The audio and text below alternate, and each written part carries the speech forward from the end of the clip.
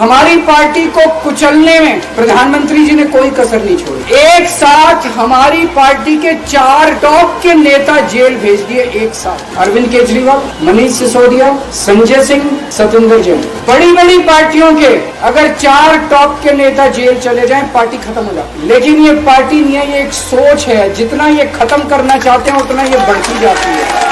मोदी जी से जो भी मिलने जाता है सबसे पहले वो केजरीवाल की और आम आदमी पार्टी की 10 से 15 मिनट बात करते हैं। उनको कहते हैं कि आने वाले समय के अंदर आम आदमी पार्टी ही देश को भविष्य देने वाली है। इसीलिए वो चाहते हैं कि आज ही आम आदमी पार्टी को बढ़ने से रोका जाए, इनको कुचल दिया जाए।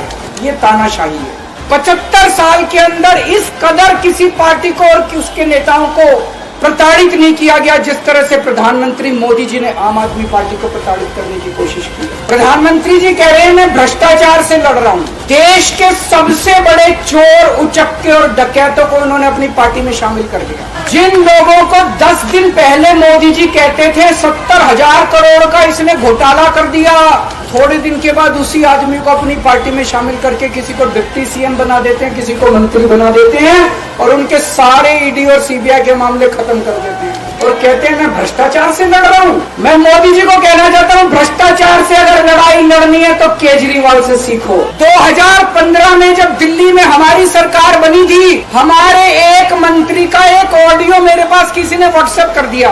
उस ऑडियो में मेरा मंत्री किसी दुकान वाले से 5 लाख रुपए मांग रहा था। मैंने अपने खुद मंत्री को सीबीआई के हवाले कर दिया, जेल भेज दिया था अपने मंत्री। ये होती है भ्रष्टाचार के खिलाफ लड़ाई। केजरीवाल को क्यों गिरफ्तार किया? केजरीवाल को गिरफ्तार करके उन्होंने एक मैसेज दिया है सारे देश को कि अगर मैं केजरीवाल को गिरफ्तार कर सकता हूं तो किसी को भी गिरफ्तार कर सकता हूं। एक बेहद खतरनाक मिशन चालू किया हुआ है प्रधानमंत्री जी ने, बहुत ही खतरनाक। उस मिशन का नाम है वन नेशन वन लीडर। जितने विपक्ष के नेता हैं उनको जेल भेजेंगे और जितने बीजेपी के नेता हैं उनको सबको निपटा देंगे, उनकी राजनीति खत्म करते जाएंगे। अगर ये चुनाव जीत गए, मेरे से लिखवा लो एफिडेविट के ऊपर, थोड़े दिन के बाद ममता दीदी जेल में होंगी, तेजस्वी यादव जेल में होगा, स्टैलिन साहब जेल के अंदर होंगे, पिनरई विजयन जेल के अंदर होंगे, उद्धव ठाकरे जेल के अंदर होंगे, जितने विपक्ष के नेता ये सारे जेल के अंदर होंगे। अगर ये चुनाव जीत गए, इन्होंने बीजेपी का एक नेता नहीं छोड़ा। आडवाणी जी की राजनीति खत्म कर दी इन्होंने, मुरली मनोहर जोशी की राजनीति खत्म कर दी, सुमित्रा महाजन की, शिवराज सिंह चौहान जिसने मध्य प्रदेश का चुनाव जीत के दिया इन लोगों ने, शिवराज सिंह चौहान ने उसको मुख्यमंत्री नहीं बनाया, उसकी राजनीति खत्म कर दी। वसुंधरा राजे की राजनीति खत्म कर दी इन्होंने, खट्टर साहब की राजनीति खत्म कर दी, डॉक्टर रमन सिंह की राजनीति खत्म कर दी। अब अगला किसका नंबर है? योगी आदित्यनाथ की राजनीति खत्म करेंगे, उनको भी निपटा देंगे।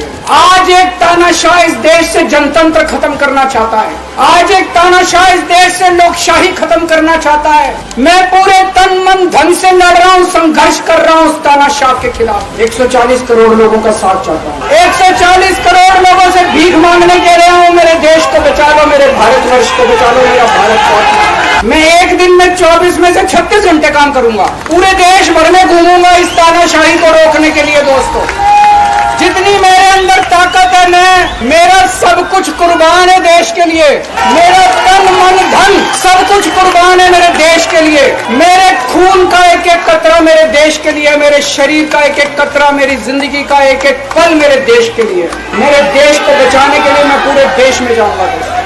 मेरा अपना आकलन है कि 4 जून के बाद इनकी सरकार नहीं बन रही, मोदी सरकार नहीं बन रही है। केंद्र में इंडिया गठबंधन की सरकार बन रही है। आम आदमी पार्टी उस सरकार का हिस्सा होगी। दिल्ली को पूर्ण राज्य दिलाएंगे। दिल्ली का एलजी लोगों का एलजी होगा, दिल्ली का एलजी दिल्ली वालों का एलजी होगा। गुजरात से आया हुआ अभी। दोस्तों, केजरीवाल को कभी किसी पद का लालच नहीं हुआ। मैं आप मंत्री, मुख्यमंत्री, प्रधानमंत्री ये सब बनने नहीं आया। आज मैं अगर दिल्ली की जेल के अंदर रह के दिल्ली की जेल से इस्तीफा नहीं दे रहा, वो इस तानाशाही के खिलाफ संघर्ष कर रहा हूं, इसको समझ लेना।